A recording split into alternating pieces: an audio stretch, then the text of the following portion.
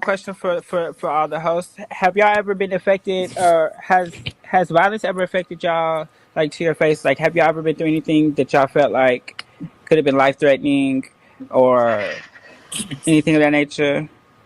I know that with me, with sex working and stuff like that, I've battled I don't with like this. some life threatening experiences that I felt like I could have probably taken out. Thank God I wasn't, but I think that that's important to speak on the things that we've been through as far as like violence goes. I Anybody? was I I was had one. affected. Go Oh, ahead. oh, you go ahead. I was I was affected by it at an early age in my transition, and this is outside of sex work. When I first started my transition, I was a loner. I was usually, I would go out to certain spaces by myself. Um, and I went to this one club in South Dallas. And when I walked in, pretty much, I mean, I was at the beginning of my transition, so pretty much most people knew what they were looking at.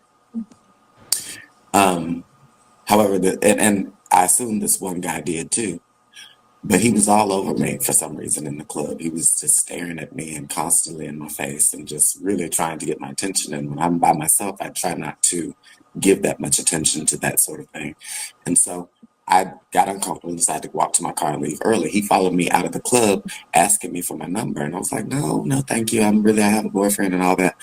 He followed me to my to my car. As I was opening the door, he wouldn't let me close the door, and he pulled out his gun. And he wasn't pointing it at me. He wasn't threatening me with it. He just pulled it out so that I could see it and just had it sitting there. And I looked at him and I was like, "Excuse me," and I closed my door. And my window was cracked at the time because I had one of the roll up It's not windows. gonna work for me, honey. Ugh. And he just kind of set his gun in my window and was like, "Yes, I'm just trying to get your number." I was like, "Well, what the hell makes you think I would give you my number and you're threatening me?" "I'm not Right. threatening you." I said, "Well, but you are. You pulled out your gun while you're talking to me. Why would you pull out your gun while you're talking to a lady?" "Well, you ain't no lady, really. So why would you pull out a Who gun?" was that? Was that you? That was her. Oh, That was okay. what he said. Oh, okay. I'm My bad. hollering. But and at that point, because he wouldn't let it go, Hmm. Can I I get was on the camera? terrified and I gave him a different number just so that he would get his gun out of my window and just so that he would be satisfied.